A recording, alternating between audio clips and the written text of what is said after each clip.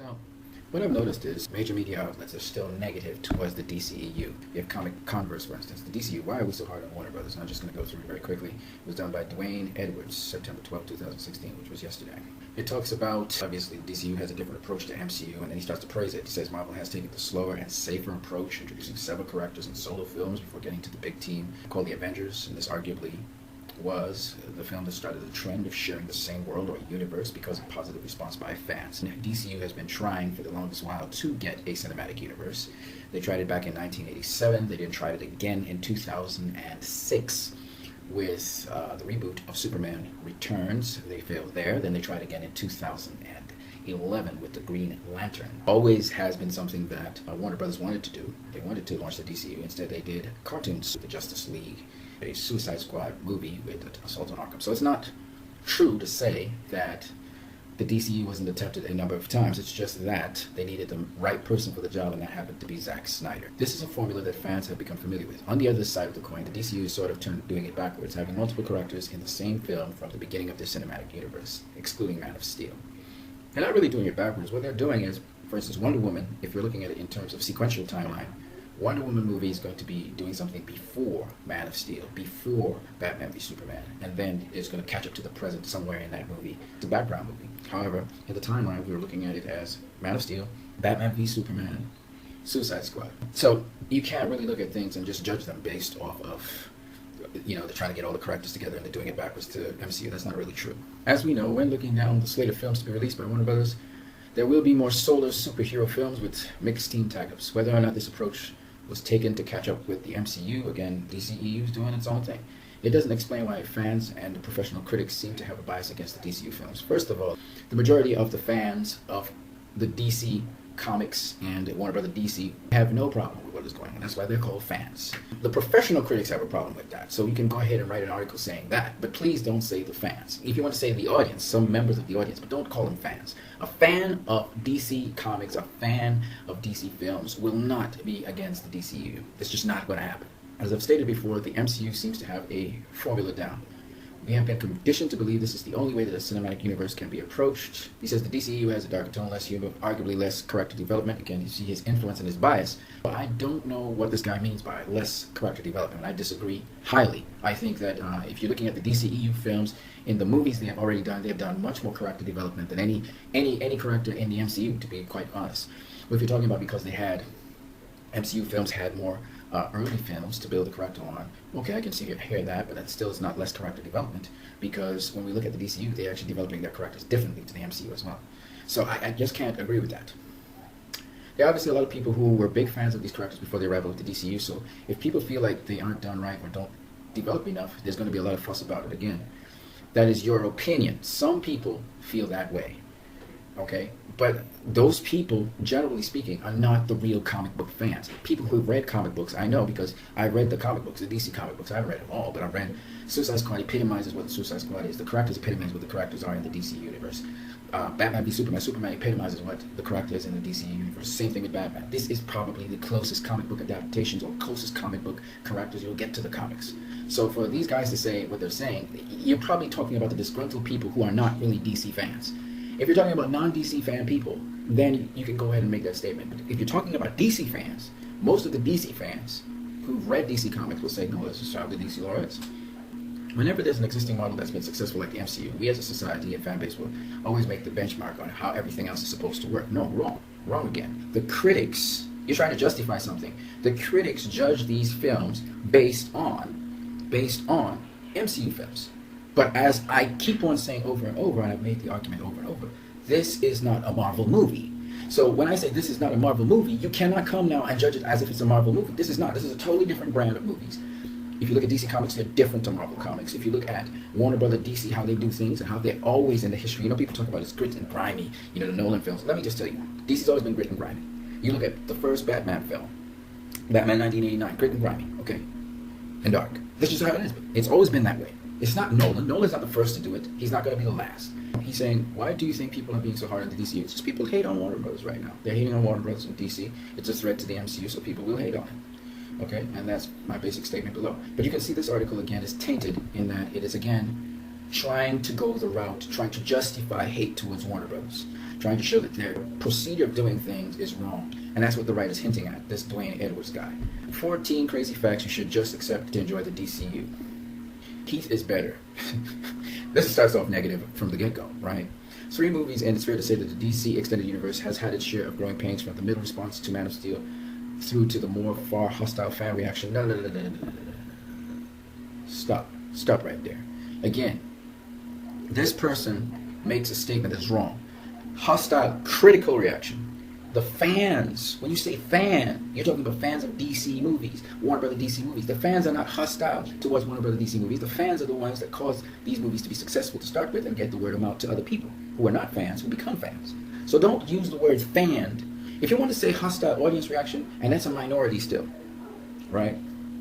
If you want to say that, go ahead. But the hostility is not from fans. It's from haters of the films. They're not DC fans. They're not DCEU fans either. So this person already has a tainted argument. Let's go on. And by the way, the people who've been making fun of Batman v Superman have been Marvel tards. They've been haters, strong haters, and opposed to this movie since 2013 when it was announced. So don't even go there. This is already an inaccurate article. That's doing nothing to stop the conveyor belt of DC movies moving down the pike, through with another 10 DC films currently due for release over the next 4 years. And you seem to have a problem with that as well. And I'm sure you're a Marvel tard because you seem to feel threatened by that. The best thing you can do then is sit back, relax, and come to accept the reality of this contentious franchise. Yeah, it's not perfect and has a lot of room for improvement, but some things won't change, no matter how badly fans want them to. Come to terms with these truths and you'll find it much easier to just enjoy the movies on their own terms. It will never replicate Marvel's success. So Marvel Tard said it will never replicate Marvel's success. It actually has already done that in 3 movies. In 3 movies, it's replicated that success. Okay? So it's already done that. Jesse Eisenberg isn't going anywhere. Fan response to Jesse Eisenberg's performance is like, this is so fickle, it's not funny. You're going to look at actors now? Come on, man. Get for real. Warner Brothers are double-dipping fans for the R rating. Before Batman v Superman even hits, this is so fickle. So your whole problem was that they had a ultimate cut. Okay? That's his bottom line. And it's only happened twice now. Snyder's Watchmen and Batman v Superman. Movies will probably get delayed or canceled. Well, that's what you're hoping for? That's what you're hoping for, buddy? Christopher Nolan has quietly distanced himself from it. Tone is a major problem. Tone is not a major problem with these movies. Hateration, it's just he's just building up a lot of negativity. He's trying to, again, it's just the hate train, but they know they can't do it overtly anymore. It'll always live in the shadow of the Dark Knight saga. That's according to you, buddy, not according to me. Separate movie and TV universes is a terrible idea, says you. Again, the other guy's article kind of highlights what these guys think. These guys think only Marvel. This is a Marvel target. The only way he can think is Marvel. So he thinks it should just be one coherent universe.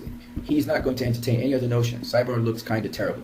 That's stupid. That's just so fickle. Marvel target thinking. This isn't your childhood Batman and Superman. Why would he want it to be? Again, Marvel target. You think this is only for children? Fans will keep getting fooled by awesome trailers. So this guy, he's trying to predict that the trailers will be great, but the movies will be crap. Recasting will happen before we know it. So this is the hate he's actually putting down on it. Even if things improve, fanboys won't forget. Even if the Justice League scores 98 on Rotten Tomatoes, fanboys will be teasing Warner for their missteps until the end of time. By fanboys, he's talking about Marvel tards. And executive meddling will probably continue. So that's their assumption, because they think they meddled in Suicide Squad, which did not happen. So I'm just showing you the hate for DCEU that's still online. Thankfully, we have people who actually love the DCU. Here's a fan of the DCU.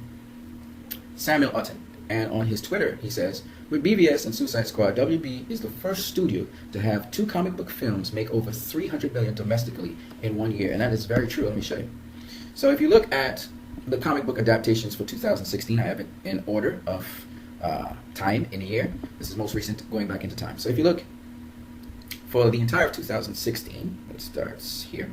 You have Peanuts, Deadpool, Batman v Superman, Captain America, Civil War, X-Men, Teenage Mutant Ninja Turtles, Batman the Killing Joke, and Suicide Squad, as well as Runroni, Kenshin Origins, okay? And Suicide Squad, you can say, made $300 million. And also Batman v Superman made over $300 million. Captain America Civil War, right? Here it is. It made $408 million. Well, this year is not done, so we have to see what Doctor Strange will do. But if we look at 2015, this is the entire 2015 when it comes to comic book movies. You get Avengers Age of Ultron made $459 million. But Ant-Man, it only made $180 million. So 2014, if you look, that was the year where we had Guardians of the Galaxy. That made over $300 million. But then we had Captain America, the Winter Soldier, 2014, and it only made 259 million. 2013, Thor: The Dark World didn't make it. Iron Man 3 did. 2012, we had The Dark Knight Rises, but we had no other WB comic book movies. And we had Marvel's Avengers, which really raked in a good amount of money, but that was about it. Captain America: The First Avenger was in 2011, nothing else. In 2010, we had Iron Man 2, and that was it. In 2009, we had nothing. In 2008, we had Iron Man, I'm pretty sure, and we had The Incredible Hulk. Iron Man made over 300, The Incredible Hulk did not. So I'm just showing you that this is the first time in the history a studio has made 2 movies back-to-back that domestically grossed over $300 million. And they're making back their money very, very quickly. This is the other important thing. So their advertising is such that they're making back their money quickly, and then we've just seen it the first time with Suicide Squad. It has legs and it keeps on going, okay? So Warner Brothers is very happy. Here's some other good stuff that Samuel Otten talks about concerning DCEU movies. Even adjusting for inflation, all 3 DCEU movies have earned more than each of the first 5 MCU movies. No DC films are not in trouble. And he's a true DC fan. Samuel Otten says all 3 DCU films have also earned way more than the first 6 X-Men films, even adjusting for inflation, which is really, really exceptional, because to me, X-Men films have been superior Marvel films to most of Marvel films.